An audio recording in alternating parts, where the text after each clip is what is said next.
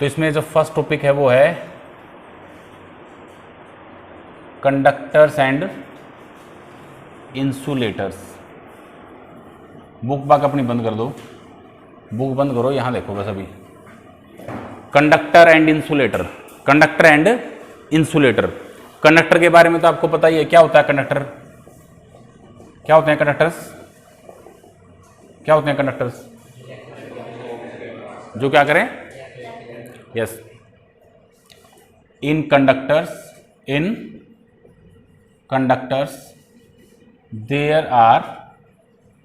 There is free movements of electrons. मतलब conductor ऐसी bodies होती हैं जिसमें इलेक्ट्रॉन्स का क्या रहता है, फ्री मूवमेंट रहता है। मतलब एक्सेस में आपके पास इलेक्ट्रॉन होते हैं, एक्सेस में क्या होते हैं, इलेक्ट्रॉन, बहुत सारे इलेक्ट्रॉन होते हैं, फ्री इलेक्ट्रॉन, समझे ना। There are a lot of free electrons in them. आपको पता ही है जितनी मेटल होती हैं वो सारी की सारी क्या होती हैं, कंडक्टर, क्योंकि उनमें फ्री इलेक्ट्रॉन होते हैं। और थोड़ा सा भी एक्सटर्नल फोर्स लगा के आप उन इलेक्ट्रॉन्स को इजेक्ट कर सकते हो, उसमें से इलेक्ट्रॉन क्या हो जाएंगे, निकल जाएंगे। आपको पता है ना इस चीज का, समझे ना। अब क्योंकि फ्री रहते हैं वो, इसलिए उनका इजी मूवमेंट रहता है, मतलब समझे ना। दूसरे शब्दों में जैसे कई डेफिनेशन आपने ये भी सुनी होगी, which allow electricity to pass through them, these are the bodies, conductors are the bodies which are easily allow electricity to pass through them. ये भी डेफिनेशन सुनी है ना आपने। अब वही इलेक्ट्रिसिटी कहां से आती है, करंट कैसे बनता है, जब फ्री इलेक्ट्रॉन या कोई भी चार्ज पार्टिकल्स हैं वो एक पर्टिकुलर डायरेक्शन में जाएंगे तभी करंट बनता है, उसी से इलेक्ट्रिसिटी बनेगी। उसी से क्या बनेगी, क्योंकि जो कंडक्टर रहते हैं उसके अंदर बहुत सारे फ्री इलेक्ट्रॉन होते हैं, वो इजिली मूव करते हैं। जब वो एक पर्टिकुलर डायरेक्शन में जाएंगे तो करंट बन जाएगा, इलेक्ट्रिसिटी बन जाएगी, एक ही बात है, समझे ना। तो कंडक्टर क्या होते हैं, कंडक्टर ऐसी बॉडीज होती हैं जिनके अंदर इलेक्ट्रॉन क्या करते हैं, फ्रीली मूव कर सकते हैं, और बहुत सारे फ्री इलेक्ट्रॉन इन कंडक्टर के अंदर होते हैं। बात समझ आई क्या, समझ आई, ठीक है ना। All metals are good conductors of electricity, क्योंकि इनमें से इलेक्ट्रिसिटी क्या होगी, आराम से पास आउट हो सकती है। Earth is also a good conductor, earth is also a good conductors of electricity. समझ आई क्या बात, कंडक्टर का पता चल गया। दूसरी डेफिनेशन जैसे 9th 10th में आपने पढ़ी थी, these are the bodies which allow electricity to pass through them, वो भी लिख सकते हो आप, ठीक है। मूल में क्या है, कंडक्टर ऐसी बॉडी होती है जिसमें फ्री इलेक्ट्रॉन होते हैं, जिसमें क्या होते हैं, फ्री इलेक्ट्रॉन्स होते हैं, वो इजीली मतलब बॉडी के अंदर क्या कर सकते हैं, मूव कर सकते हैं। बस इतनी सी बात है इसमें, ठीक है। सारे के सारे मेटल, कॉपर, ठीक है, एल्यूमिनियम, कोई भी गोल्ड, सारे के सारे क्या है, कंडक्टर है, समझे ना। इसके बाद है फिर इंसुलेटर। इसके बाद क्या है, इंसुलेटर्स। इंसुलेटर क्या होते हैं, जिनमें फ्री इलेक्ट्रॉन नहीं होते, जिनमें फ्री इलेक्ट्रॉन नहीं होते, मतलब चार्ज पार्टिकल नहीं होते। अगर चार्ज पार्टिकल होंगे नहीं तो मूव नहीं करेंगे, तो इसका मतलब करंट नहीं होगा, सीधी सी बात है। इसका मतलब क्या होंगे, वो इंसुलेटर होंगे। इसका मतलब क्या होंगे, वो इंसुलेटर होंगे, समझे क्या। These are bodies having no free electrons, ठीक है। And hence no movements of charge particles. इसमें फ्री इलेक्ट्रॉन है ही नहीं, समझे ना। तो इसका मतलब चार्ज पार्टिकल कोई मूवमेंट नहीं होगा, समझे क्या। लेकिन जैसे मैंने आपको बताया था फर्स्ट चैप्टर में, जैसे मान लिया रबड़ है, मान लिया रबड़ एक इंसुलेटर होता है, समझे ना। ग्लास रोड भी क्या होती है, एक इंसुलेटर होती है। लेकिन जब ग्लास रोड को किसके साथ रब करेंगे आप, सिल्क क्लॉथ के साथ। ग्लास रोड भी और सिल्क क्लॉथ भी दोनों भी क्या हैं, ग्लास रोड भी सिल्क क्लॉथ भी दोनों क्या हैं, इंसुलेटर हैं। दोनों क्या हैं, लेकिन जैसे आप उनको रब करोगे उनको ऊपर चार्ज आ जाएगा। क्या आ जाएगा? लेकिन वो चार्ज कैसा होगा? स्टैटिक होगा। क्या होगा?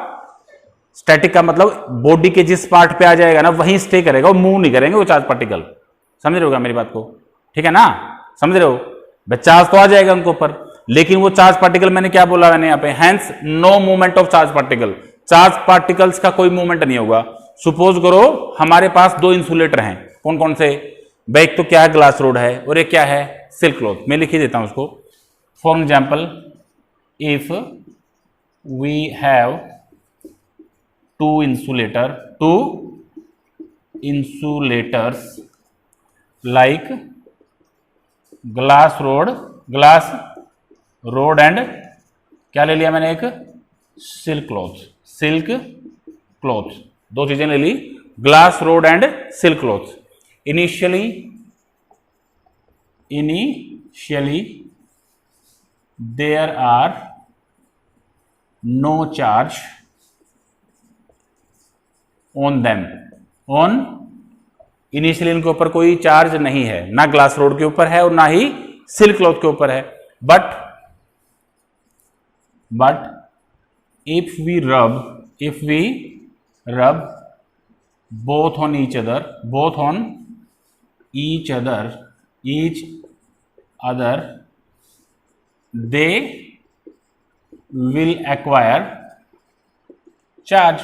they will acquire charge। Glass rod के ऊपर कौन सा चार्ज आएगा? ग्लास रोड के ऊपर कौन सा चार्ज आएगा? पॉजिटिव। और सिल्क क्लॉथ के ऊपर क्या आएगा? Negative. Glass rod will acquire positive charge and silk cloth will acquire negative charge। जैसे मान लिया ग्लास रोड है, ये क्या है, ये आपकी ग्लास रोड है, ठीक है, ये ग्लास रोड है, और ये क्या है, मान लिया ये आपका सिल्क क्लॉथ है। समझ आई क्या बात? इनिशियली इनके ऊपर कोई चार्ज नहीं था, लेकिन आपने मान लिया इनकी रबिंग करी, ठीक है, आफ्टर रबिंग मान लिया इसके ऊपर, इस हिस्से के ऊपर पॉजिटिव चार्ज आएगा, ये पर्टिकुलर जो मैंने दिखाया, ठीक है, समझ आई ना? और इसके इस हिस्से के ऊपर ये नेगेटिव चार्ज आ गया। बात समझ आई? लेकिन अभी जैसे इसका मतलब जो इसके ऊपर पॉजिटिव चार्ज आया, इसका क्या मतलब है भाई? यहां पे इलेक्ट्रॉन की कमी है। यहां पे क्या है? इलेक्ट्रॉन की कमी है। इसका मतलब क्या है? प्रोटॉन ज्यादा है। प्रोटॉन क्या है? इसका मतलब चार्ज पार्टिकल तो है, इसमें चार्ज पार्टिकल तो हैं, लेकिन वो मूव नहीं कर रहे। मैंने क्या डेफिनेशन लिखी? इनका कोई मूवमेंट नहीं होगा चार्ज पार्टिकल का। इसका मतलब जो चार्ज पार्टिकल जैसे इस जगह पे पड़े हुए हैं ना, जितने यही है वो, यानी ये चार्ज पॉजिटिव पड़ा हुआ ना इसके ऊपर, सिल्क ग्लास रोड के ऊपर, ये चार्ज यहां नहीं आ सकता, ये चार्ज यहां नहीं आ सकता, ना यहां आ सकता, केवल ये यहीं पड़ा है। मतलब ये स्टैटिक है। क्या है ये? स्टैटिक है ये। समझे क्या मेरी बात को? सिमिलरली यहां पे इसके ऊपर नेगेटिव चार्ज आया, इसके ऊपर क्या आया? नेगेटिव चार्ज आया मान लिया रबिंग करने के बाद। इसका क्या मतलब है? इलेक्ट्रॉन एक्सेस है इसमें। इलेक्ट्रॉन क्या है? लेकिन ये इलेक्ट्रॉन जो यहां पे है ना, ये मतलब इलेक्ट्रॉन से बहुत सारे नेगेटिवली चार्ज पार्टिकल है, मतलब कहने का मतलब ये है। लेकिन ये नेगेटिवली चार्ज पार्टिकल केवल यहीं रहेंगे, ये इसी जगह पे रहेंगे। समझ रहे हो क्या मेरी बात को? ये नेगेटिवली चार्ज पार्टिकल यहां नहीं आ सकते, यहां नहीं आ सकते, यहां नहीं आ सकते, एक ही जगह रहेंगे, स्टैटिक रहेंगे। जहां पे रब करेंगे आप वहीं पे। कुछ समझ रहे हो मेरी बात को? समझे क्या? यानी ये स्टैटिक हैं, ये यहां भी ये चार्ज क्या है? स्टैटिक है। कुछ समझ आएगा मेरी बात? समझे हो? इंसुलेटर कंडक्टर में तो फ्री इलेक्ट्रॉन्स का या चार्ज पार्टिकल का क्या होता है? मूवमेंट होता है, कहीं भी जा सकते हैं थ्रोली बॉडी के अंदर वो। मेरी बात समझ आई? लेकिन इंसुलेटर में ऐसा नहीं है। इंसुलेटर में क्या होगा? इंसुलेटर में शुरू में तो सीधी सी बात है, चार्ज होता ही नहीं, लेकिन अगर आप रबिंग भी करेंगे, जो चार्ज उनके ऊपर आएगा ना, वो स्टैटिक चार्ज होगा। क्या होगा?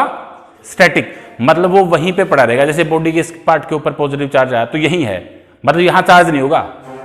अब देखो, सपोज करो, आप इसका प्रैक्टिकल एग्जांपल भी करके दे सकते हो। कैसे? मान लिया आपके पास ग्लास रोड है और एक क्या है? सिल्क क्लॉथ है। सपोज करो कॉम्ब है, छोड़ो, ये प्रैक्टिकल कर सकते, कॉम्ब है, कॉम्ब, उसको बालों के साथ रब करोगे आप। समझ रहे हो क्या मेरी बात को?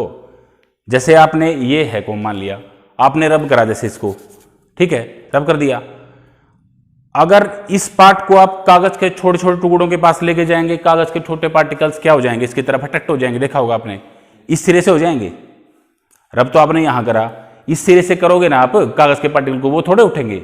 इसका क्या मतलब हुआ भाई, जो ये बॉडी है ना, इस पूरी बॉडी के ऊपर चार्ज नहीं आया, वो यहां चार्ज आया। समझ रहे हो क्या मेरी बात को? तभी तो उसने कागज के छोटे छोटे टुकड़ों को उठा लिया। अगर पूरी बॉडी के ऊपर आता फिर तो इस साइड से भी उठा लेता वो कागज को। कुछ समझ रहे हो क्या मेरी बात को? समझ रहे हो? यानी जिस पार्ट को कोम्ब के, जिस पार्ट को हेयर के साथ आप रब करेंगे, वही पार्ट है ना जो, वही उन मतलब जो पेपर या स्ट्रा पार्टिकल होते हैं या पेपर पार्टिकल है उनको उठा पाएगा, वो पार्ट केवल। इसका मतलब वो स्टैटिक चार्ज वो यहां पड़ा हुआ है। कुछ समझ रहे हो क्या? यहां नहीं है वो, यहां भी नहीं है, यहां भी नहीं है। कुछ समझ रहे हो मेरी बात को? बीच में से आपने कोम्ब को रब कर दिया तो बीच में से ही कागज के पार्टिकल को उठाएगा वो। क्यों? क्योंकि स्टैटिक चार्ज है उसके ऊपर, ना कि मतलब चार्ज पार्टिकल किस में है, मूवमेंट के अंदर है। कुछ समझ आएगा मेरी बात आपको? समझ आया इनमें क्या फर्क है? अगर सपोज करो ये कंडक्टर होता, ये क्या होता, सपोज करो ये कंडक्टर होता मान लिया कोई भी, तो इसके ऊपर अगर आप चार्ज दे देंगे, किसी कंडक्टर को चार्ज देंगे तो वो पूरी बॉडी के ऊपर फैल जाएगा, पूरी बॉडी चार्ज हो जाएगी उसकी। नहीं समझ आई?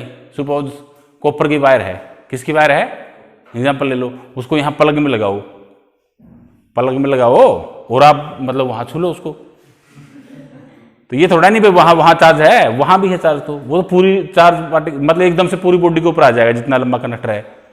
समझे ना प्रैक्टिकली भी आप? कॉपर की वायर है, इसमें दोनों लगा लेना, दोनों हाथ लगा के देख लो आप, अगर आपको लगता है वहां है केवल चार्ज तो आपके पास भी आ जाएगा। समझ तो गए? तो ये फर्क है।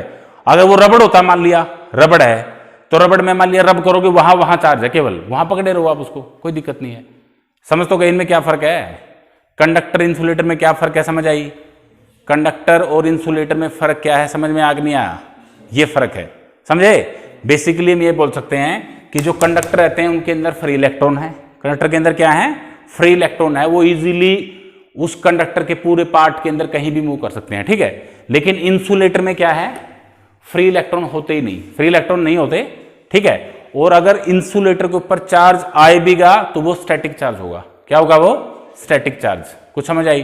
फर्क समझ में आ गया? ठीक है। अभी जो सबसे इंपॉर्टेंट चीज है जो अभी इस पार्ट में डिस्कस करेंगे आप, वो है बिहेवियर ऑफ कंडक्टर। इस पूरे टॉपिक का नाम है behaviour of conductors in the electrostatic field. Electrostatic field समझते होगे? इलेक्ट्रिक फील्ड, इलेक्ट्रोस्टैटिक्स में बोल रहा हूं मैं, स्टैटिक का हम डिस्कस करेंगे यहां पे, समझे ना? इलेक्ट्रोस्टैटिक फील्ड बे किसी भी कंडक्टर को, किसी भी क्या, किसको? कंडक्टर को आप इलेक्ट्रिक फील्ड में रखेंगे। किस में रखेंगे? इलेक्ट्रिक फील्ड में रखेंगे, तो उसके ऊपर क्या क्या इफेक्ट पड़ेगा, क्या क्या इफेक्ट पड़ेगा, ठीक है। बहुत इंपॉर्टेंट है, सारी की सारी 5-6 प्रॉपर्टी इनको ध्यान से समझना, ठीक है। पेपर में 1-2 नंबर का जरूर इसमें से मटेरियल आपको पक्का मिलेगा, ठीक है। तो फर्स्ट है, क्या डिस्कस करूंगा मैं अभी? कंडक्टर का आपको पता चल गया क्या होता है कंडक्टर, उसमें फ्री इलेक्ट्रॉन होते हैं या फ्री चार्ज पार्टिकल होते हैं, सीधी सी बात ये है।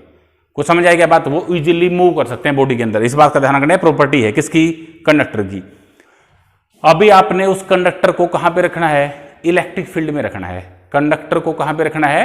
इलेक्ट्रिक फील्ड में हम कंडक्टर को रखेंगे। किस में रखेंगे? इलेक्ट्रिक फील्ड में।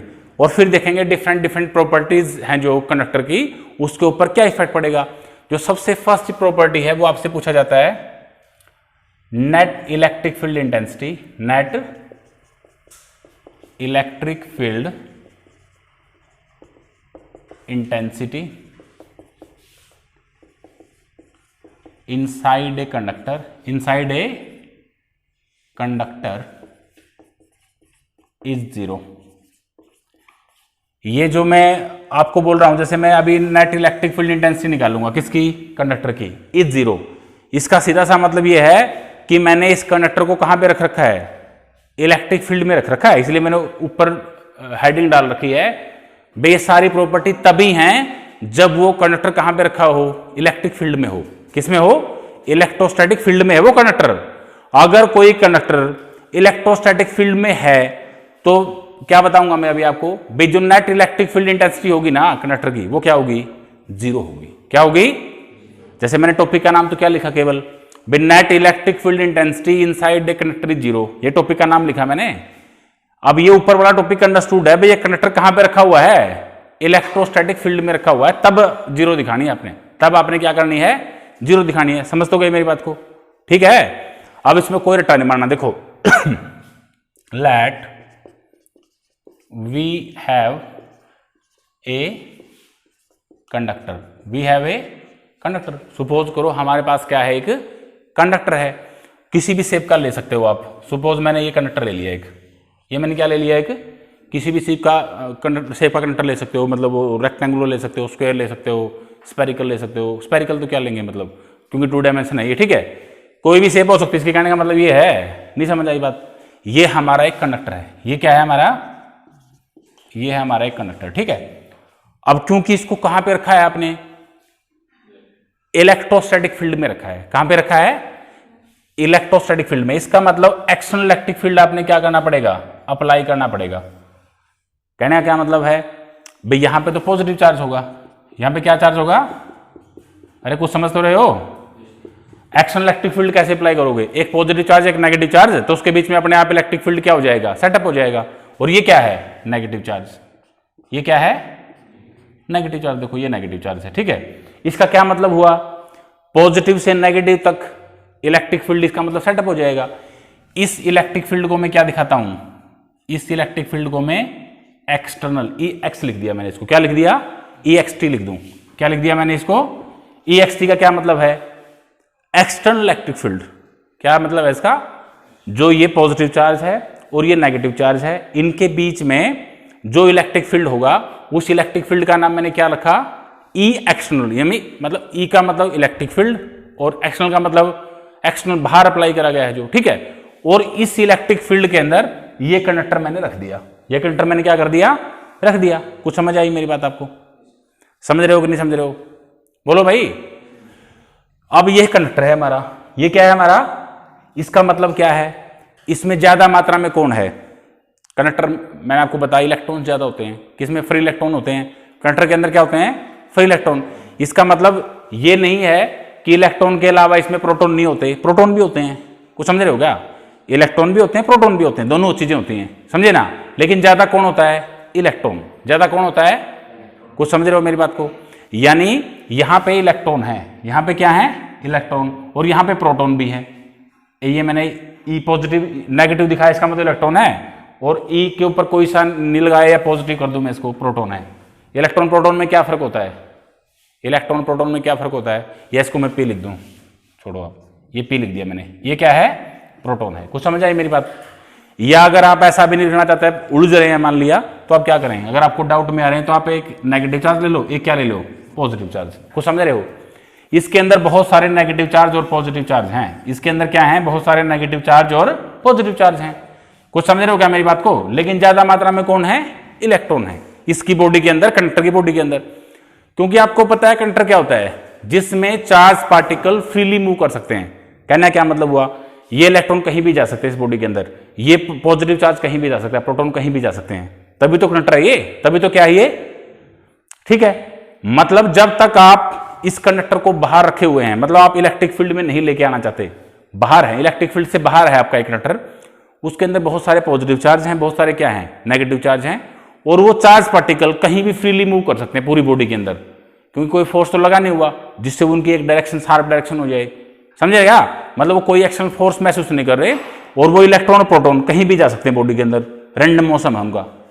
समझे क्या, उनका रैंडम मोशन है। कुछ समझ आए क्या, मतलब ये इलेक्ट्रॉन कहीं भी जा सकता है, यहां आ जाएगा, यहां जाएगा, यहां जाएगा, ये जो पॉजिटिव चार्ज है यहां आ सकता है, कहीं भी जा सकता है, जब तक आप इसको कहां नहीं करोगे, एक्सटर्नल इलेक्ट्रिक फील्ड में नहीं रखोगे।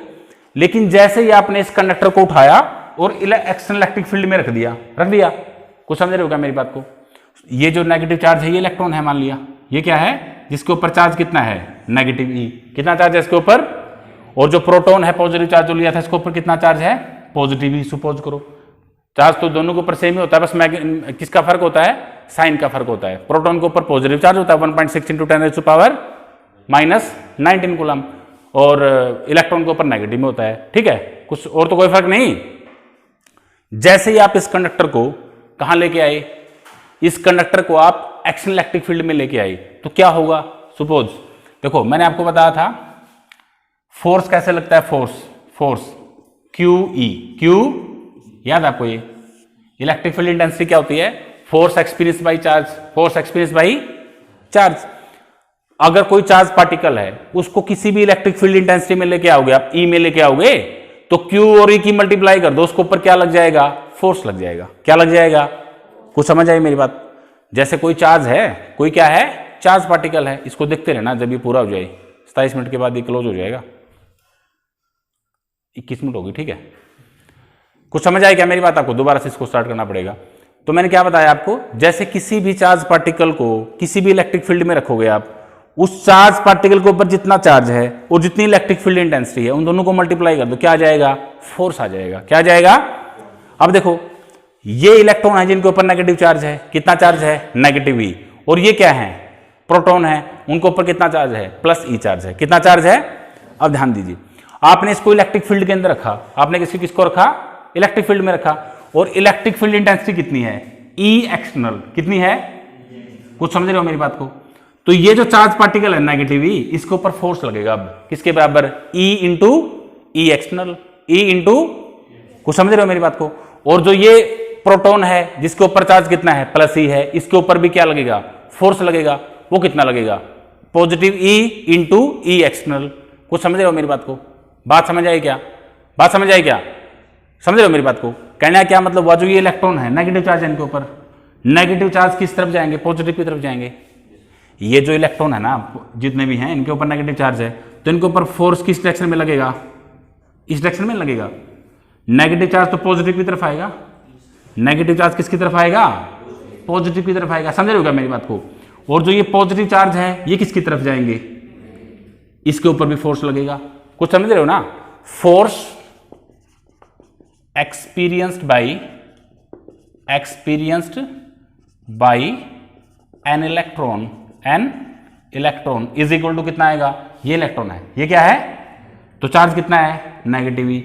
और magnitude of action electric field कितना आएगा? E external, E. कुछ समझ रहे हो मेरी बात को? इतना फोर्स लगेगा। जैसे इसके ऊपर फोर्स लगा हुआ है, अभी ये फोर्स लगा हुआ है, इसके ऊपर क्या लगा हुआ है? एक फोर्स लगा हुआ है, एक्सटर्नल फोर्स लगा हुआ है, किसके बराबर? नेगेटिव ई, ई एक्सटर्नल, ई। को समझ रहे हो? क्योंकि ये जो इलेक्ट्रॉन्स हैं वो तो पॉजिटिव की तरफ आएंगे, ये पॉजिटिव है तो ये सारे इलेक्ट्रॉन पॉजिटिव की तरफ अट्रैक्ट होंगे। जितने भी इसमें नेगेटिव चार्ज पार्टिकल है ना, मतलब इलेक्ट्रॉन है, उन सभी के ऊपर क्या लगेगा? ये फोर्स लगेगा एफ माइनस ई इंटू ई एक्सटर्नल। समझे क्या मेरी बात को? समझे? और जो फोर्स एक्सपीरियंस बाई प्रोटॉन यानी पॉजिटिवली चार्ज पार्टिकल, वो कितना बनेगा? ई एक्सटर्नल, पॉजिटिव। कुछ समझ रहे हो मेरी बात को? इसका मतलब ये जो फोर्स है, यहां पे फोर्स लगा और इसके ऊपर भी फोर्स लगेगा। वो फोर्स कौन सा लगेगा? इसको F1 मान लिया और इसको मैं मान लेता हूं F2। वो कितना लगेगा? चार्ज कितना है प्रोटॉन के ऊपर? ई और ई एक्सटर्नल। कुछ समझ रहे हो मेरी बात को? इसमें इस फोर्स में और इस फोर्स में क्या फर्क है? भाई दोनों के मैग्नीट्यूड लेंगे ना फिर तो सेम ही आएंगे। ये नेगेटिव भी पॉजिटिव हो जाएगा, ये नेगेटिव भी पॉजिटिव हो जाएगा। इसमें तो नेगेटिव पॉजिटिव है, ये नेगेटिव पॉजिटिव हो जाएगा। F1 में और F2 में क्या फर्क है? F1 की जो डायरेक्शन है इस साइड और F2 की डायरेक्शन क्या है? इस साइड। कुछ समझ रहे हो मेरी बात को? तो जैसे ही आप उस कंडक्टर को एक्शन इलेक्ट्रिक फील्ड में लेके आओगे, जितने भी इलेक्ट्रॉन पड़े हैं ना वो सारे किसकी तरफ आ जाएंगे? इस पॉजिटिव चार्ज की तरफ आ जाएंगे। कुछ समझ रहे हो मेरी बात को? और जितने भी इलेक्ट्रॉन हैं, प्रोटॉन हैं, वो सारे किस साइड की तरफ आएंगे? इस नेगेटिव की तरफ आ जाएंगे। तो कुछ टाइम के बाद क्या हो जाएगा? देखिए कुछ टाइम के बाद आफ्टर सम टाइम ये हो जाएगा सीन। देखिए जितने भी इलेक्ट्रॉन थे ना वो सारे यहां आ जाएंगे इस साइड में। कुछ समझ में आई? क्यों? पॉजिटिव की साइड की तरफ आएंगे वो सारे, और जितने प्रोटॉन थे यानी पॉजिटिवली चार्ज पार्टिकल थे वो यहां शिफ्ट हो जाएंगे। कुछ समझ रहे हो मेरी बात को? समझे क्या? अब इसका क्या मतलब हुआ? इस साइड में सारे इलेक्ट्रॉन आने लग रहे हैं, धीरे धीरे आएंगे, वो इकट्ठे होते जाएंगे। समझे ना? इस साइड में तो नेगेटिव चार्ज इकट्ठा होता जाएगा और इस साइड में क्या होता जाएगा? Positive charge. बात समझ आई क्या? समझ रहे हो क्या? सो आफ्टर सम टाइम इसको मैं ए साइड मान लूं क्या, और इसको क्या मान लेता हूं? B side. इस कंडक्टर की ए साइड मैंने ये मान ली और बी साइड मैंने क्या मान ली, ये मान ली। After some time negatively charge particle, negatively charged particles collect on a side and positively charged particle collect on side B. ये जो बी साइड है इसकी तरफ इकट्ठे हो जाएंगे। कुछ समझ रहे हो, है ना? इन दिस वे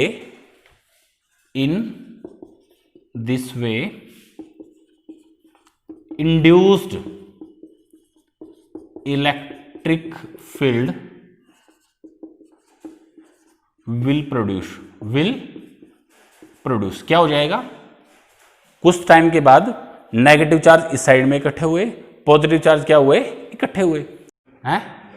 कहीं से भी ध्यान रखो। देखो ध्यान से, अब ई एक्सटर्नल तो बाहर की तरफ है, अब इसके अंदर कंडक्टर के अंदर इस साइड में नेगेटिव चार्ज इकट्ठा हुआ, इस साइड में क्या हुआ? पॉजिटिव चार्ज इकट्ठा हुआ। तो सीधी सी बात है, पॉजिटिव से नेगेटिव की तरफ अगेन इलेक्ट्रिक फील्ड पैदा हो जाएगा। तो उसका नाम मैंने क्या दिया? E induce and it will increase slowly. धीरे धीरे करके ज्यादा नेगेटिव चार्ज इस साइड में इकट्ठा होता जाएगा और पॉजिटिव चार्ज इस साइड में इकट्ठा होता जाएगा। ठीक है, यानी इलेक्ट्रॉन्स जो हैं वो start drifting towards A side and proton will start deflecting towards B side and this motion continue until E in will become equal to E external। क्या हुआ? जैसे ही आप इस कंडक्टर को एक्शन इलेक्ट्रिक फील्ड में रखोगे, इलेक्ट्रॉन इस side में आते रहेंगे और प्रोटॉन क्या रहेंगे? इस साइड में आते रहेंगे। यहां पे नेगेटिव चार्ज इकट्ठा होता रहेगा, यहां पे पॉजिटिव चार्ज इकट्ठा होता रहेगा, जिससे इंड्यूस्ड इलेक्ट्रिक फील्ड क्या हो जाएगा? इसके अंदर सेटअप हो जाएगा। ठीक है, और इसका मैग्नीट्यूड बढ़ता जाएगा। इसका मैग्नीट्यूड क्या होता जाएगा? और वो तब तक इलेक्ट्रॉन जो इस साइड में आते रहेंगे और प्रोटॉन इस साइड में आते रहेंगे। कब तक? जब तक जो इंड्यूस्ड है, जो इसका मैग्नीट्यूड है इलेक्ट्रिक फील्ड इंटेंसिटी, जो इंड्यूस्ड इलेक्ट्रिक फील्ड इंटेंसिटी है, वो किसके बराबर नहीं हो जाती? इलेक्ट्रिक फील्ड इंटेंसिटी जो एक्सटर्नल आपने अप्लाई करी थी। यानी जब ई इंड्यूस्ड और ई एक्सटर्नल दोनों बराबर हो जाएंगी, उस टाइम पे कोई मूवमेंट नहीं होगा। यानी सारे इलेक्ट्रॉन इस साइड आ चुके होंगे और सारे प्रोटॉन क्या आ चुके होंगे? इस साइड आ चुके होंगे। कुछ समझ आई मेरी बात आपको? समझे क्या? जो इलेक्ट्रॉन्स और प्रोटॉन्स का मोशन था, इलेक्ट्रॉन इस साइड आ रहे थे, प्रोटॉन इस साइड आ रहे थे, वो रुक जाएगा। वो क्या हो जाएगा? रुक जाएगा श्रीमान। कब रुक जाएगा? जब ई इंड्यूस्ड वो किसके बराबर हो जाएगी? ई एक्सटर्नल के बराबर। दोनों के मैग्नीट्यूड क्या हो जाएंगे? बराबर हो जाएंगे। कुछ समझ रहे हो मेरी बात को? तो अगर मैं आपसे पूछूं बे net electric field intensity E net electric field intensity वो कितनी आएगी इसके अंदर? ई एक्सटर्नल में से क्या करोगे आप? इंड्यूस कम कर देंगे। ई एक्सटर्नल में से क्या कम करेंगे? ई एक्सटर्नल माइनस ई इंड्यूस। ये दोनों क्या हैं? सेम। ये दोनों क्या हैं? तो ये कैंसिल हो जाएंगे। तो net electric field intensity inside the conductor कितनी आएगी? 0। कितनी आएगी? समझ आ गया सबको? ये समझ आया कि नहीं आया? सिंपल था। एक बार समअप करता हूं। एक्सटर्नल इलेक्ट्रिक फील्ड आप लगाओगे, ये पॉजिटिव चार्ज है, नेगेटिव चार्ज है, तो इसका मतलब वहां पे एक्सटर्नल इलेक्ट्रिक फील्ड इंटेंसिटी है ही।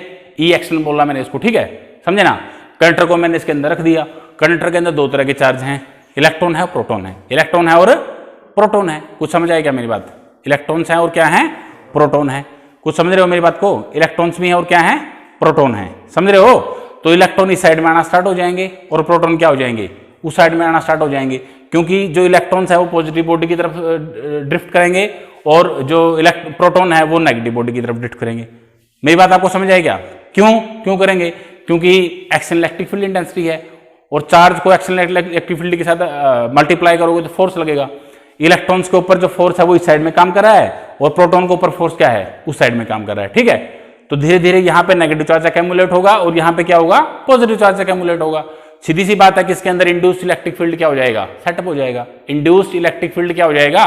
सेटअप हो जाएगा। मेरी बात आपको समझ आएगा? इंड्यूस्ड इलेक्ट्रिक फील्ड क्या हो जाएगा? सेटअप हो जाएगा। मेरी बात आपको समझ आई? तो ये जो है मोशन है जो इन चार्ज पार्टिकल का, वो कंटिन्यू रहेगा जब तक ई एक्सटर्नल की वैल्यू ई इंटरनल की वैल्यू के या इंड्यूस के बराबर नहीं हो जाती। ठीक है, जब इन दोनों के मैग्नीट्यूड बराबर हो जाएंगे तो मूवमेंट है चार्ज पार्टिकल का वो क्या हो जाएगा, स्टॉप हो जाएगा। उस टाइम पे हम ये बोलेंगे कि नेट इलेक्ट्रिक फील्ड डेंसिटी निकालेंगे तो ई एक्सटर्नल में से ई इंड्यूस हम माइनस करेंगे तो नेट इलेक्ट्रिक फील्ड डेंसिटी कितनी आएगी, 0 आएगी। इसका क्या मतलब हुआ भाई, कोई भी जो कंडक्टर होता है ना, कोई भी क्या होता है कंडक्टर, उसका इलेक्ट्रिक फील्ड इंटेंसिटी कितनी होती है, 0। कितनी होती है उसके अंदर जो नेट इलेक्ट्रिक फील्ड इंटेंसिटी है, the net electric field intensity inside the conductor वो 0 होती है। और कंडक्टर का इसका मतलब सारा चार्ज, कंडक्टर का सारा चार्ज कहां पे होता है, सरफेस पे। किस पे होगा, कुछ समझ आई बात, यानी उसके अंदर तो कुछ होता ही नहीं, उसके अंदर तो इलेक्ट्रिक फील्ड इंटेंसिटी क्या है, 0 है। सारा का सारा चार्ज किसके ऊपर है, बाहर। सारा का सारा चार्ज कहां पे है, उसके सरफेस पे, क्योंकि अंदर तो है ही नहीं चार्ज। कुछ बात आपको समझ आई। कंडक्टर का क्या मतलब, कंडक्टर में फ्री इलेक्ट्रॉन होते हैं। कुछ बात समझ आई, नहीं समझ आई। इसका यह मतलब नहीं होता भाई इलेक्ट्रॉन ज्यादा हैं, फ्री इलेक्ट्रॉन होते हैं। एक्सटर्नल सेल, बाह्य सेल में से इलेक्ट्रॉन निकालना क्या होता है, कोई भी आप इलेक्ट्रॉन कॉन्फ़िगरेशन लिखोगे किसी मेटल का, आउटर सेल बहुत दूर हो जाएगा, किससे, न्यूक्लियस से, पॉजिटिव चार्ज से, तो इलेक्ट्रॉन बहुत दूर चले गए, समझे, उनको निकालना आसान है, इसलिए फ्री हो जाते हैं वो इजीली। इसका यह मतलब नहीं है भाई इलेक्ट्रॉन ज्यादा हो, बराबर भी हो सकते हैं, कम हो ज्यादा कुछ भी हो सकता है, वो तो निकालने की बात है, निकाल रखे नहीं निकाल रखे। एक मैंने मान लिया गोल्ड का टुकड़ा ले लिया, उसका मतलब क्या है, उसके ऊपर नेट चार्ज तो 0 ही है। गोल्ड के ऊपर नेट चार्ज कितना होगा, 0 ही वैसे तो। जब तक आप उसके ऊपर फोर्स नहीं लगाओगे तभी निकलेंगे इलेक्ट्रॉन, अदरवाइज तो इलेक्ट्रॉन प्रोटॉन तो सेम ही है। अरे समझ रहे हो क्या, समझे, जब आप कोई फोर्स लगाओगे एक्सटर्नल तभी तो इलेक्ट्रॉन निकलेंगे, इजीली निकल जाएंगे, लेकिन वो फ्री होते हैं। बात आपको समझ आई ना, क्योंकि वो न्यूक्लियस के साथ लूजली बाउंड होते हैं बिल्कुल। कुछ समझ आई मेरी बात आपको, सिंपल है, समझ आएगा ये। तो टॉपिक का डिस्कस ये कंक्लूजन निकला, net electric field intensity inside the conductor वो क्या होती है, 0। कोई रट्टा नहीं मारना इसमें, कुछ रट्टा नहीं मारना आपने, क्या है क्या कर दिया, कुछ नहीं। बिल्कुल सिंपल लैंग्वेज में लिखो, will take a conductor and we will apply external electric field by the positive plate और the negative plate. Let the external electric field is E external vector, ठीक है, and we will place the conductor between these two plates. Between these two plates, we know that there are positive and negative charge in the conductor. The negative charge inside the conductor will attract toward the positive side, and the positive charge particle will attract toward the negative side. Negative side, and both negatively charged particle and positively charged particle will experience force due to the external electric field. External electric field, and after some time, the negatively charged particle will accumulate toward the side A, and the positively charged particle will accumulate toward the side B, and the internal electric field will be induced, and this movement will continue until unless the magnitude of the external electric field and the induced electric field will be same, and at the last stage, when the external electric field and the induced electric field will be same, then the net electric field intensity we can say that inside the conductor will be 0। इसमें कोई रट्टा रुट्टा नहीं मारना। समझ आई क्या बात है, समझ आ गया सबको, समझ आ नहीं आया।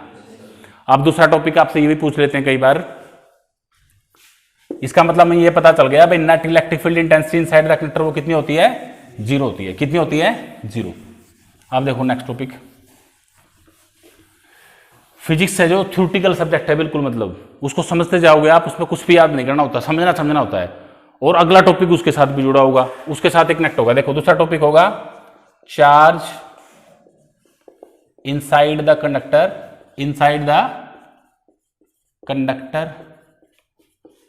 Will be 0। Charge inside the conductor will B 0। Prove that, again ये जो कंडक्टर है ये कहां रखा हुआ है, इलेक्ट्रोस्टैटिक फील्ड में रखा हुआ है, वो तो रखा ही हुआ है। ये सारी प्रॉपर्टी तभी हैं जब कंडक्टर आपका कहां रखा हुआ है, इलेक्ट्रोस्टैटिक फील्ड में रखा हुआ है, तभी है ये सारी प्रॉपर्टी। समझ रहे हो क्या। अभी आपने प्रूव करना है कि जो कंडक्टर है, the charge inside the conductor वो क्या होगा, 0 होगा। ठीक है, हमें क्या पता है, we know that electric field intensity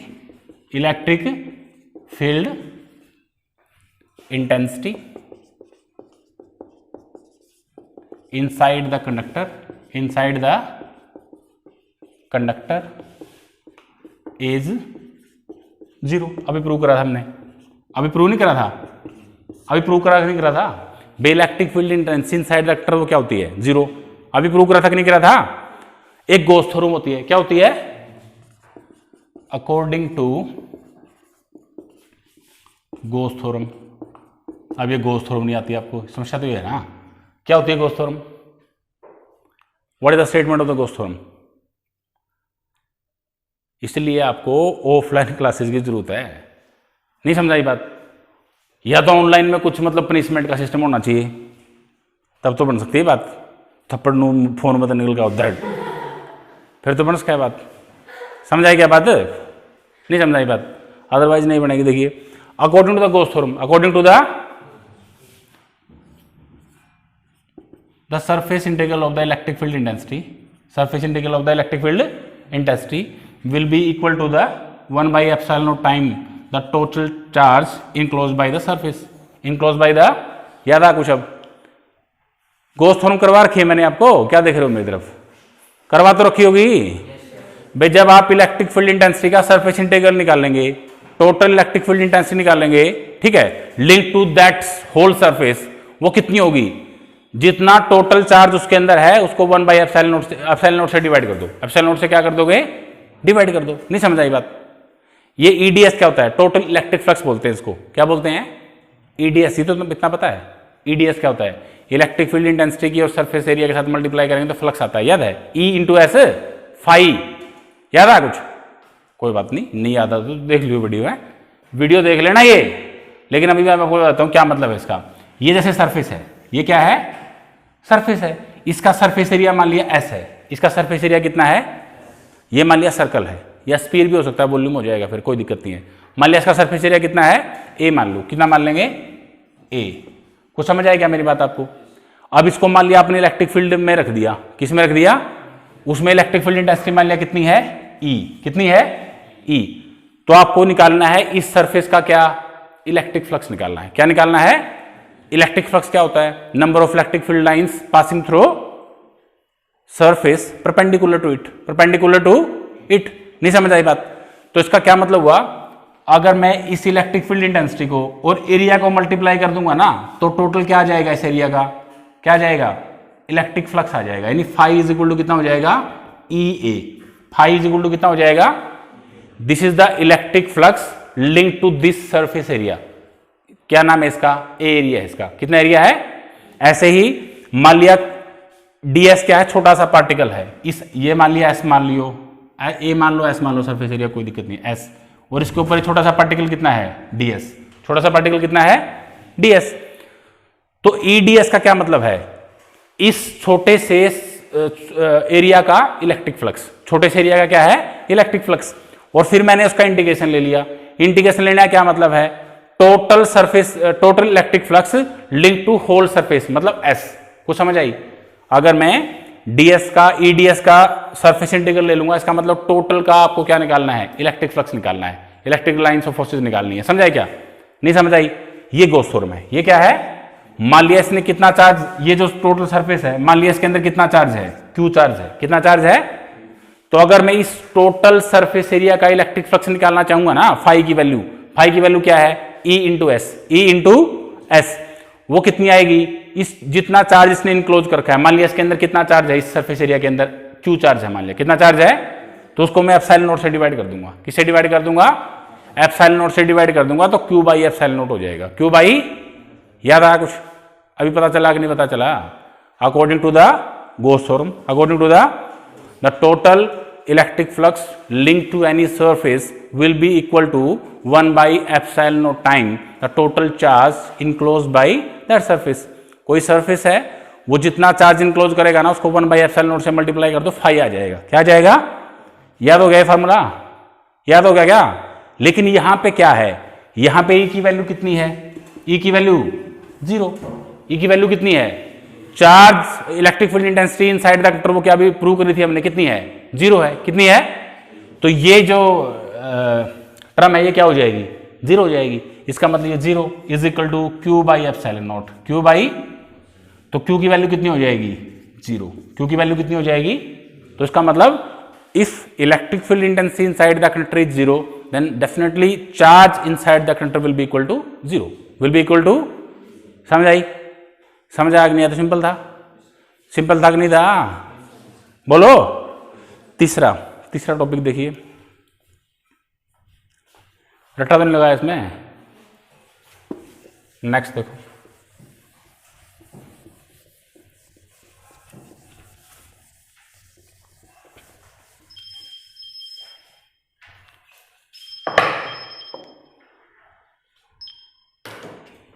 next topic third, electric potential, electric potential, electric potential at every point of conductor, every point of conductor is same, is, आपको समझ आई? ये फॉर्मूला याद रखेंगे आप, rate of change of electric potential, rate of change of electric potential will be equal to negative of the electric field intensity, negative of the electric field intensity, negative of the electric field intensity. कुछ समझ आई मेरी बात? आपको समझ रहे हो कि नहीं समझ रहे हो? +2 के बच्चे हो आप तो। ये है डिफरेंशिएशन, ये क्या है? ये v का डिफरेंशिएशन है विद रिस्पेक्ट टू r। क्या है ये? v का डिफरेंशिएशन है, आप लिख देंगे वी नो दैट, v आपको पता है, बस चाहे कुछ भी नहीं पता हो आपको, भाई ये फॉर्मूला कैसे आया है। We know that dv by dr is equal to negative v, dv by dr is equal to rate of change of electric potential with respect to r is equal to negative v, is equal to, ये तो पता होगा आपको। अब क्योंकि हमें पता है E की वैल्यू कितनी है, 0, E की वैल्यू क्या है, 0, E की वैल्यू तो 0, but we know that the electric field intensity inside the conductor is 0, E is equal to कितनी हो जाएगी, 0।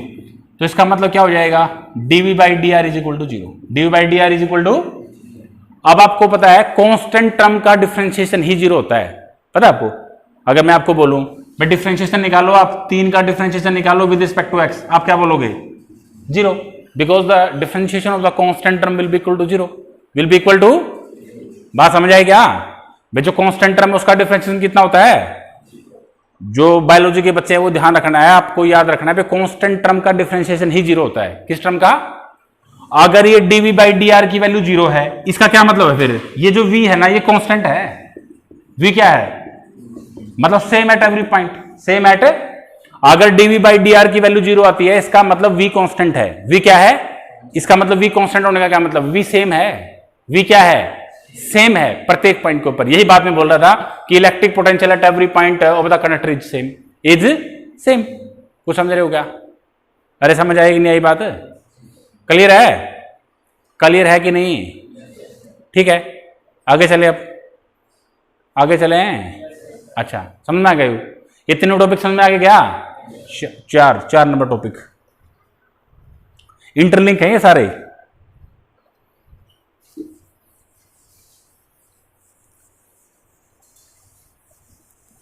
अब नेक्स्ट टॉपिक देखो, फोर्थ,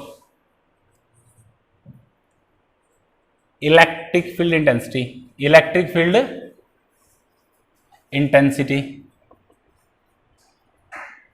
इलेक्ट्रिक फील्ड इंटेंसिटी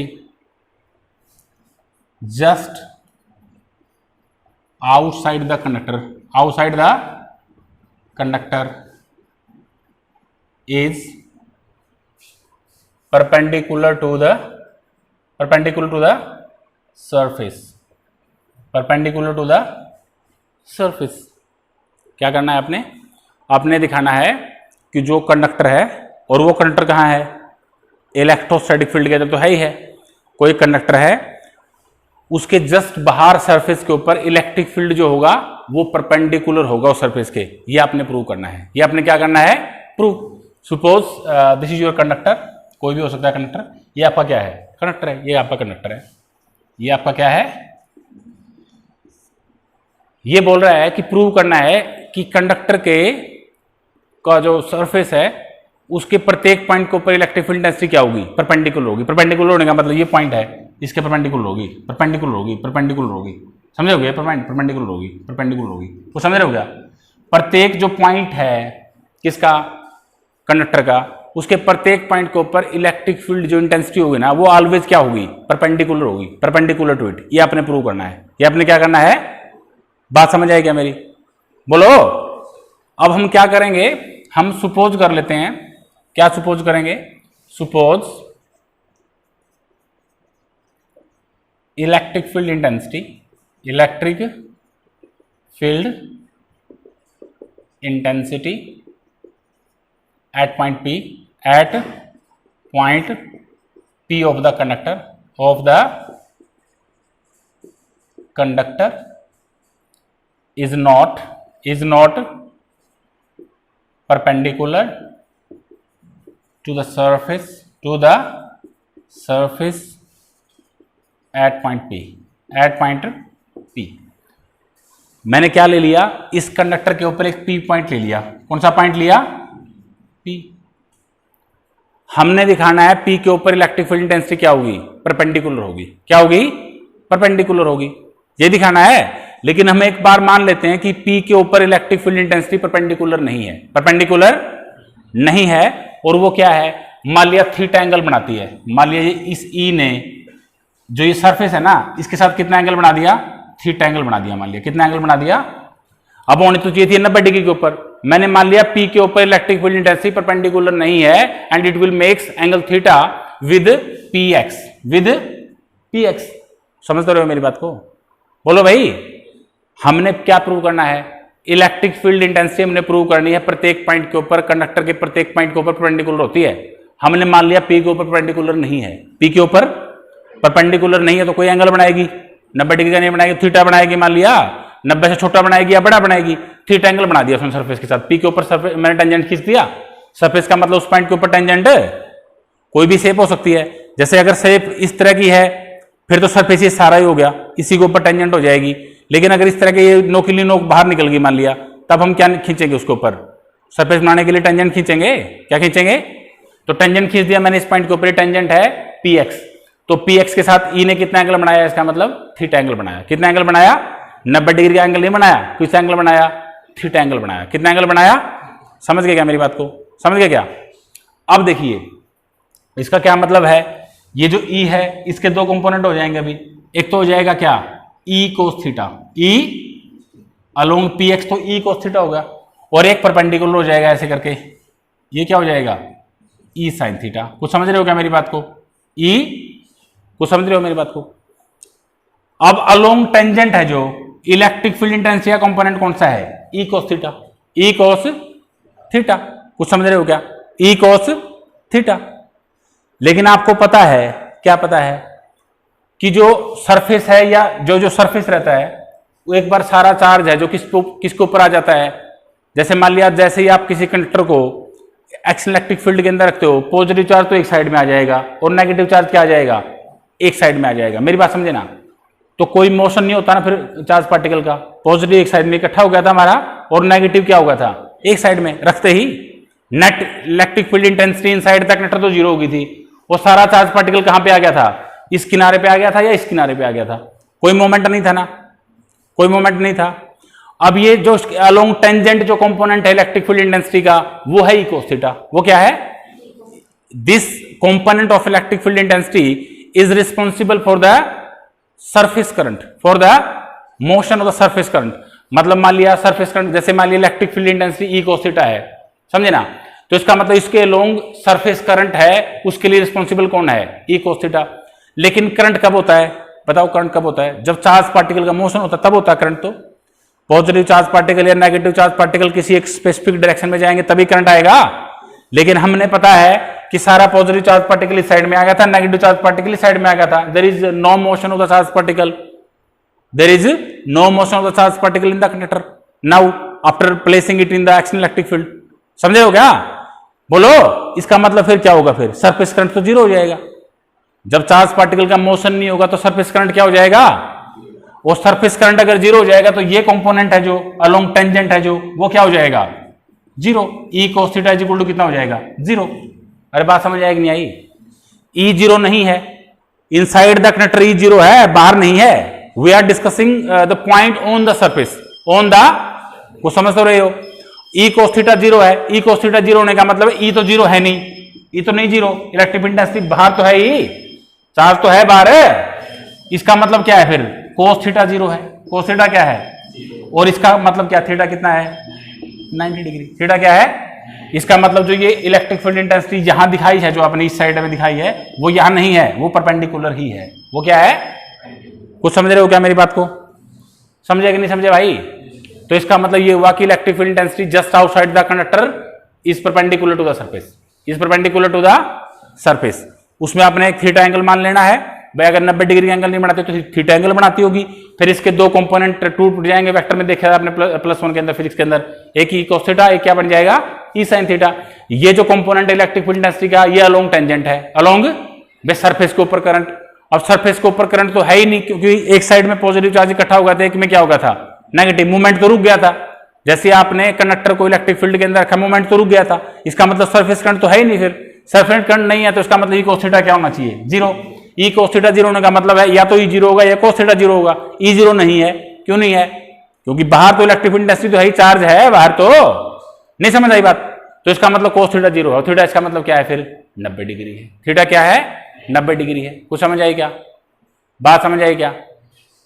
इसके बाद 5वां टॉपिक है, ये आपको वैसे ही समझ में आ जाएगा भाई, जो surface density of charge, charge का जो डिस्ट्रीब्यूशन है, चार्ज का जो डिस्ट्रीब्यूशन है कंडक्टर के प्रत्येक पॉइंट पे, वो क्या होगा, अलग अलग होगा। क्या होगा हमें पता ही होगा। सरफेस डेंसिटी ऑफ चार्ज क्या होती है, surface density of charge sigma का फॉर्मूला क्या होगा, electric field intensity, electric field intensity by area, E by area. अरे बोलो बोलो, एक तो होता है lambda, line density of charge, linear density of charge, ऊपर आ जाएगी क्या इलेक्ट्रिक फील्ड इंटेंसिटी, नीचे उसकी क्या आ जाएगी लेंथ। एक होती है surface density of charge sigma, surface density of, ऊपर इलेक्ट्रिक फील्ड इंटेंसिटी और नीचे क्या आ जाएगा फिर एरिया, नीचे क्या आ जाएगा। समझ रहे हो मेरी बात को? अब जैसे मान लिया मैंने ये ले लिया, मान लिया कोई भी ये कंडक्टर है कोई, ये क्या है ये इसकी नोकेली नोब है, बिल्कुल देखो यहाँ पे, समझो मेरी बात को, ठीक है। यहां भी पॉइंट है इसके, यहां भी पॉइंट है, यहां भी पॉइंट है, पॉइंट तो यहां भी है ऊपर भी, जो नोकीली नोब ली है मैंने। तो जो नोकीली नोब ली है मैंने, मान लिया ये इस पर्टिकुलर एरिया का, मान लिया मेरे को इतना एरिया लेना है, ये एरिया लेना है, ये एरिया लेना है मान लिया इस कंडक्टर के ऊपर मेरे को। तो आपको पता है कि ये एरिया नोकीला है, एरिया यहाँ पे कम हो गया, इसका मतलब नोकीला जो फेज होगा ना, ये पिन पॉइंट है जो, इसके ऊपर एरिया तो बिल्कुल कम है, पिन पॉइंट हो गया वो तो। बोलो अगर एरिया कम हो जाएगा, देखो यहाँ पे एरिया अगर कम हो गया, एरिया छोटा हो गया, तो इसका मतलब सरफेस डेंसिटी ऑफ चार्ज क्या हो जाएगी, ज्यादा नहीं हो जाएगी, क्या हो जाएगी। और अगर आपने ये एरिया ले लिया मैंने, यहाँ पे एरिया ज्यादा है, यहाँ पे एरिया क्या है, इस शेप में एरिया क्या हो जाएगा, ज्यादा हो जाएगा। क्या हो जाएगा, अगर एरिया ज्यादा हो जाएगा तो सिग्मा क्या हो जाएगा, कम हो जाएगा। नहीं समझ आई? वो शेप पे डिपेंड करती है, यानी डिफरेंट पॉइंट पे जो सिग्मा है, यानी सरफेस डेंसिटी ऑफ चार्ज है, चार्ज डिस्ट्रीब्यूशन है, वो कंडक्टर के लिए क्या होगा, डिफरेंट डिफरेंट होगा। क्या होगा, कहीं पे एरिया कम होगा, जहां पे एरिया कम हो जाएगा वहां पे सिग्मा क्या हो जाएगा, ज्यादा, और जहां पे एरिया क्या हो जाएगा, ज्यादा हो जाएगा, वहां पे सिग्मा क्या हो जाएगी, कम। कोरटा मारने की जरूरत नहीं है इसमें। अरे बात समझ आएगी नहीं आई? क्लियर है क्या? लास्ट टॉपिक, टाइम कितना हो गया,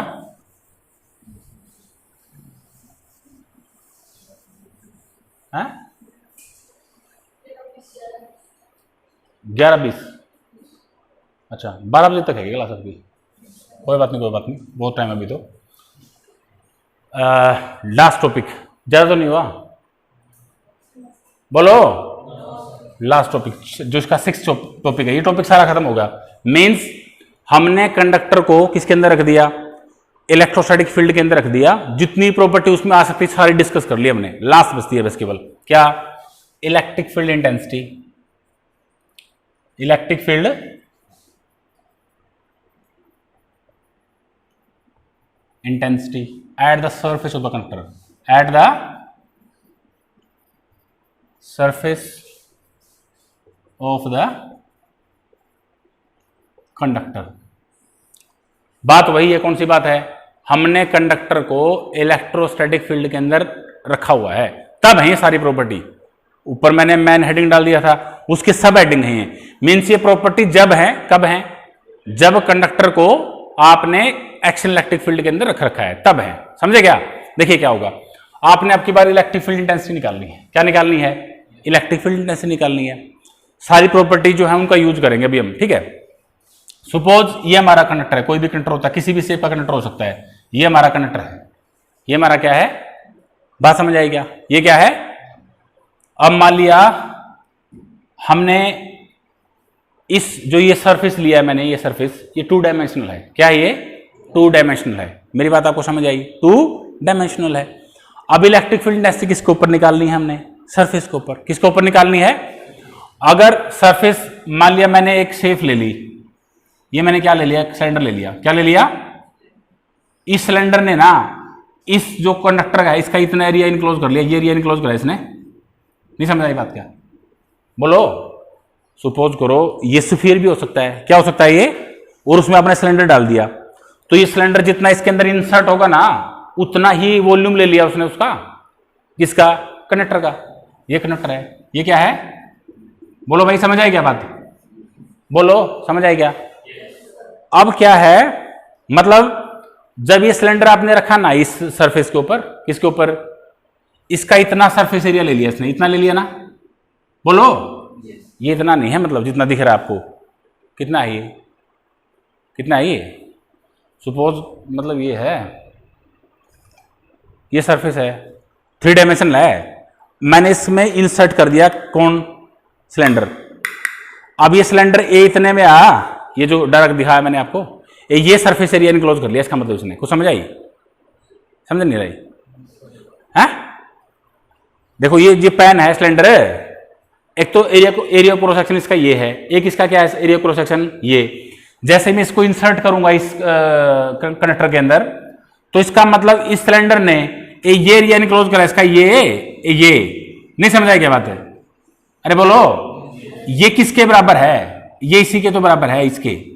हेलो, जितना ही सरफेस होगा उतना ही काटेगा, ज्यादा तो नहीं काट सकता, ना कम काटेगा। नहीं समझाई बात? बोलो, इसका मतलब ये सरफेस है, ये जो मैंने डायरेक्ट दिखाया ना, ये सरफेस है भाई। ये क्या है? किसका सरफेस है? ये कंडक्टर का सरफेस है। बोलो, और हमने कंडक्टर के ऊपर ही इलेक्ट्रिक फील्ड इंटेंसिटी निकाली, सरफेस के ऊपर ही इलेक्ट्रिक फील्ड इंटेंसिटी निकालनी है। सरफेस के ऊपर ही क्या निकालनी है? ये इसका सरफेस है। हमें पता है कि इलेक्ट्रिक फील्ड जो इंटेंसिटी होती है for the conductor at and every point of the surface will be perpendicular to the every point of the surface. उसके सरफेस के प्रत्येक पॉइंट के क्या होती है? परपेंडिकुलर होती है। अभी मैंने आपको बताया था। इसका मतलब जो ये सरफेस है ना, ये सरफेस जो लिया है, इसके जस्ट 90 डिग्री के ऊपर इलेक्ट्रिक फील्ड इंटेंसिटी है, और नहीं हो सकती कहीं भी। समझ रहे हो क्या? अरे बोलो, ये एक सिलेंडर मैंने इंसर्ट कर दिया, ये सिलेंडर है, ये क्या है? ये सिलेंडर को मैंने इंसर्ट कर दिया किसके अंदर? कंडक्टर के अंदर। किसके अंदर? अब जो इस सिलेंडर का हिस्सा, सिलेंडर का जो हिस्सा अंदर की तरफ है ना, यहां तो इलेक्ट्रिक फील्ड इंटेंसिटी है ही नहीं, 0 है। Electric field intensity inside vector वो तो 0 है। अरे बोलो, वो तो 0 हो तो खत्म हो गया मामला, वो तो 0 है ही। अरे समझ रहे हो कि नहीं समझ रहे हो? ये जो सिलेंडर है ना, इसके 3 सिरे हैं। कितने सिरे हैं इसके? ये जो पेन है इसके 3 सिरे हैं, या तो ये है, या फिर ये है, और या फिर कर्व सरफेस एरिया है। ये क्या है? कुछ समझ रहे हो मेरी बात को? ठीक है। अब ये जो नीचे वाला सिरा, ये तो किसके अंदर आ गया? कंडक्टर के अंदर आ गया श्रीमान। This surface area is inside the conductor and inside the conductor electric field intensity 0। Electric field intensity क्या है? इलेक्ट्रिक फील्ड इंटेंसिटी 0 है श्रीमान, 0। इसका मतलब ये तो कट गया, ये सिरा तो गया, खत्म। अब कौन बच गया? कौन बचा? Cross section area, sorry yes, curve surface area, ये बच गया साइड वाला। अब हमें पता है कि जो इलेक्ट्रिक फील्ड इंटेंसिटी है ना, वो तो परपेंडिकुलर होती है। क्या होती है? बोलो, इलेक्ट्रिक फील्ड इंटेंसिटी तो क्या होती है? बाहर की तरफ परपेंडिकुलर होती है। कुछ समझ रहे हो कि नहीं समझ रहे हो? तो इसका क्या मतलब है? जो ये सिरा है ना, यहां पे ई और डी एस के बीच में एंगल कितना बनेगा? 0 डिग्री। तो इलेक्ट्रिक फ्लक्स को वो तो कोई कंट्रीब्यूट करेंगे नहीं, इलेक्ट्रिक फ्लक्स को कोई कंट्रीब्यूट नहीं करेंगे वो। इलेक्ट्रिक फ्लक्स क्या होता है? Electric field intensity into area into क्या? अब यहां पे जो कर्व सरफेस एरिया ना इसका, इसके प्रत्येक पॉइंट पे तो इलेक्ट्रिक फील्ड इंटेंसिटी बाहर की तरफ है, सॉरी एरिया का जो एरिया वेक्टर होगा बाहर की तरफ होगा। ये मान लिया आपका सिलेंडर है, इसका एरिया वेक्टर लेंगे ना, बाहर की तरफ ही आएगा ऐसे। और इलेक्ट्रिक फील्ड इंटेंसिटी सरफेस पे उसके परपेंडिकुलर। इलेक्ट्रिक फील्ड इंटेंसिटी की डायरेक्शन तो ऊपर की तरफ है, और area vector curve surface area के लिए क्या? बाहर की तरफ। तो इसका मतलब यू तो है एरिया वेक्टर, और ये क्या है? इलेक्ट्रिक फील्ड इंटेंसिटी का वेक्टर। उनके बीच में एंगल 0 डिग्री का बनेगा, सॉरी 90 डिग्री का बनेगा। कितने डिग्री का बनेगा? तो फाई की का कंट्रीब्यूशन कितना हो जाएगा? ईडीएस होता है phi into D S, electric field intensity और एरिया की मल्टीप्लाई करेंगे, एंगल कितने डिग्री का है? 90 डिग्री का, तो 0 हो जाएगा। कोई फ्लक्स को कोई कंट्रीब्यूट नहीं करा? अरे फ्लक्स को कोई कंट्रीब्यूट करा कि नहीं करा? नहीं करा। बोलो, समझ में आएगी नहीं आई बात? नहीं करा? बोलो, नहीं करा होगा। इसका क्या मतलब हुआ? जो ये सिलेंडर आपने इस कंडक्टर में इंसर्ट कर रखा है, ये जो पार्ट था इसके कारण भी इलेक्ट्रिक फ्लक्स को कोई कंट्रीब्यूशन नहीं हुआ, क्योंकि inside the electric intensity E he zero है, तो फाई तो आ ही नहीं सकता, खत्म हो गया वो तो। और जो कट सरफेस एरिया बच गया, ये बच गया, और ये 4 ओन है वैसे, उसमें एरिया वेक्टर और इलेक्ट्रिक इंटेंसिटी की डायरेक्शन कितनी है, 90 डिग्री की है, तो इसका मतलब वो फाई वहां भी जीरो हो गया। अभी कौन सा एरिया बचा, केवल ये एरिया बच गया, ऊपर वाला ये बच गया। मेरी बात समझ आई क्या, बोलो। इसका मतलब जितना ये एरिया ना उतना ही एरिया ये है, देखो यहाँ पे उतना ही काटेगा ये एरिया मान लिया कितना है, ds है सपोज, ये एरिया मैंने कितना मान लिया, इस ds एरिया को ही काटा, इस कंडक्टर के ds एरिया को काटा इस सिलेंडर ने, और तो नहीं काटा। और इलेक्ट्रिक इंटेंसिटी ई कहां है, बाहर की दिशा में है, कितनी है, तो इसका इलेक्ट्रिक फ्लक्स कितना आएगा, phi is equal to E dot ds। समझ आई क्या मेरी बात समझ आई भाई। जो केवल इलेक्ट्रिक फ्लक्स जो बनेगा ना, किसके लिए, इस सेफ के लिए जो आपने कंडक्टर के अंदर इंसर्ट कर किया है, इसके लिए जीरो हो गया, साइड के लिए भी जीरो हो गया, ऊपर वाला बचा, ऊपर वाला जितना उतना ही सरफेस पे आएगा, उतना ही काटेगा। इस सरफेस के ऊपर इलेक्ट्रिक इंटेंसिटी बाहर की तरफ है, ये ds है, ये तो है ds, बात समझ आई। तो इसका नॉर्मल वेक्टर भी बाहर की तरफ आएगा, ds भी, और ये भी बाहर की तरफ है, दोनों के बीच में एंगल कितना आएगा, 0 डिग्री का। कितना डिग्री का भाई, जैसे ये एरिया वेक्टर ले लिया मैंने, ये एरिया है, एरिया वेक्टर क्या होगा, इसके परपेंडिकुलर, बात समझ आई क्या। अब इसी तरह से ये एरिया वेक्टर है, इसका मतलब नॉर्मल इसका क्या है, ऊपर की तरफ, ई भी ऊपर की तरफ है और ds भी क्या है, ऊपर की तरफ है, दोनों ऊपर की तरफ है, इनके बीच में एंगल कितना बनेगा, 0 डिग्री। खोल दो उसको, ई ds cos 0 degree, cos 0 degree की वैल्यू कितनी होगी 1, तो ये कितना हो जाएगा, ई ds, ई, तो इसका मतलब ई की वैल्यू कितनी आएगी, phi by ds, phi by इस सरफेस के लिए निकाल दी हमने कितनी, फाई बाई ds को। समझ आया, समझे। अगर टोटल वैल्यू निकालनी होगी तो क्या कर सकते हैं, इंटीग्रेशन ले सकते हैं, क्या ले सकते हैं, समझ आया, कुछ समझ आया कि नहीं आया भाई, समझ आए ये टॉपिक सारे, आज के टॉपिक समझ में आए कि नहीं आए, हाँ कितने परसेंट आए, कितने परसेंट में आए, 10%। समझना अलग चीज है, लगता है मतलब आ जाए घर पे जाके, हाँ भाई बता करने ये, समझ आई, समझे। डंडा बड़ा लेके आऊंगा मैं, कोरोना से बचूंगा और चोट भी लगेगी, नहीं समझाई, यहीं से परसों, दूर नहीं है, परसों कर लिए इसको काम को। हाँ भाई बता, समझ में आ गया बिल्कुल, हाँ भाई अंकित बता, हो गया, हाँ भाई बताओ, सभी को आ गया समझ में, क्लियर हो गया ये टॉपिक, ठीक है। ओके नेक्स्ट देखो, मैथ का देखो, ये कर लेना, ठीक है।